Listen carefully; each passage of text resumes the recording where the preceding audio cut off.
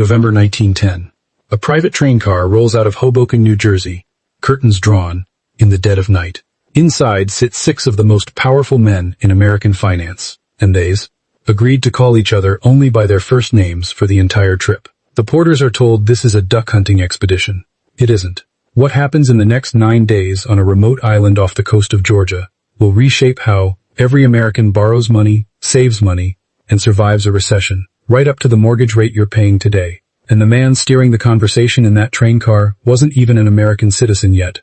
His name was Paul Warburg, and depending on who you ask, he's either the architect who saved the U.S. economy from itself, or the outsider who handed control of America's money to a small circle of bankers behind closed doors. Warburg arrived in New York from Hamburg, Germany in 1902, already a partner in one of Europe's most respected banking families. He joined Kuhn, Loeb & Co., married into the Loeb family, and within a few years was earning more than almost anyone on Wall Street. But money wasn't what unsettled him about America. It was the panics. Roughly every 15 to 20 years, the U.S. financial system simply seized up, banks failed, depositors lost everything, and there was no institution capable of stepping in to stop the bleeding. Europe had central banks to manage exactly this kind of crisis. America, deliberately, did not. Then came 1907. A failed attempt to corner the copper market triggered a run on trust companies in New York. And within days, the entire banking system was on the verge of collapse. It was privately saved, not by the government, but by J.P. Morgan personally, gathering bankers in his own library and strong-arming them into bailing out the system with their own money. Think about that for a second. The fate of the American economy once depended on one man's living room. Warburg watched this happen and became convinced the country was one bad panic away from disaster. So he started writing articles, essays, proposals, all making the case for something America had resisted since Andrew Jackson killed the second bank of the United States in the 1830s, a central bank. Officially, this was framed as sound monetary reform. In reality, it was a foreign-born banker trying to redesign the entire financial architecture of a country that had spent 80 years actively avoiding exactly that. Which brings us back to that train car. The men on board, Senator Nelson Aldrich, Assistant Treasury Secretary Abraham Piatt Andrew, and bankers Henry Davison, Frank Vanderlip, and Benjamin Strong, traveled separately to the Bessie so no one would see them arrive together. Vanderlip later admitted in his memoirs that they were so secretive about the trip that decades passed before he felt comfortable even acknowledging it happened.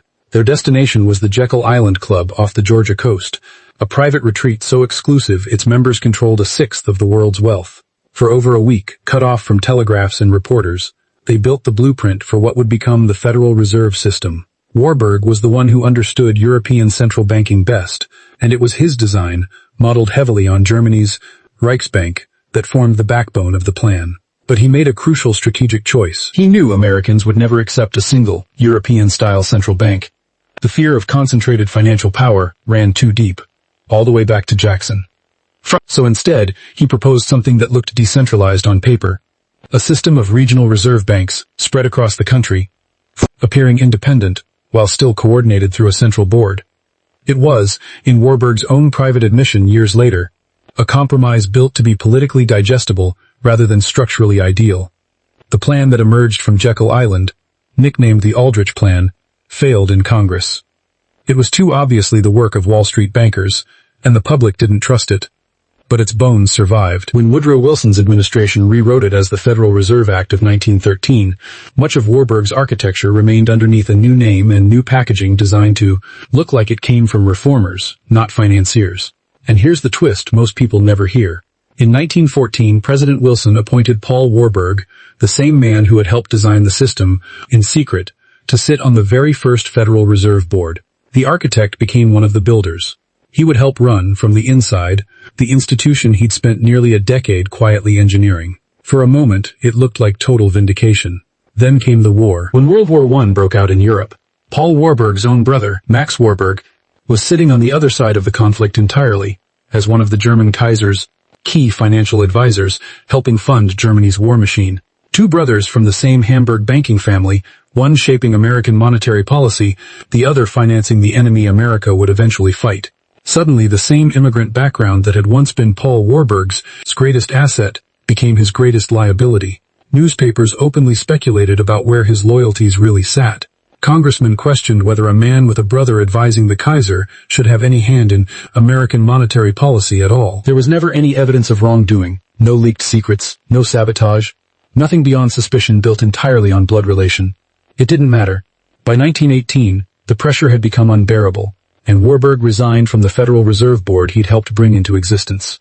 He spent the rest of his life defending the institution from a distance, watching it evolve into something even larger than he's first imagined, an entity that would eventually set interest rates for the entire globe's largest economy, decide whether recessions turned into depressions, and quietly determine how expensive it is for you to buy a house, finance a car, or carry a credit card balance. Every one of those decisions still runs, at its root, through a structure sketched out on a hunting trip that was never actually about hunting.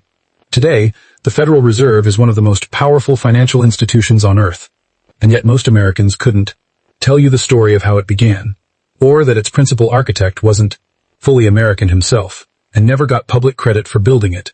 The regional bank structure Warburg designed to look decentralized still stands exactly as he. The 12 reserve banks, one board, coordinated but camouflaged as independent.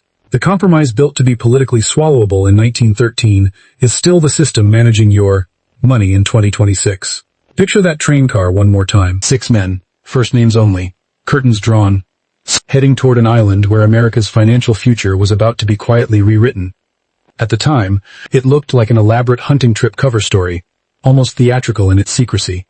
Looking back, the disguise wasn't really about ducks at all. It was the first sign that the people who'd end up shaping how your money works would prefer, whenever possible, to do it somewhere nobody's watching.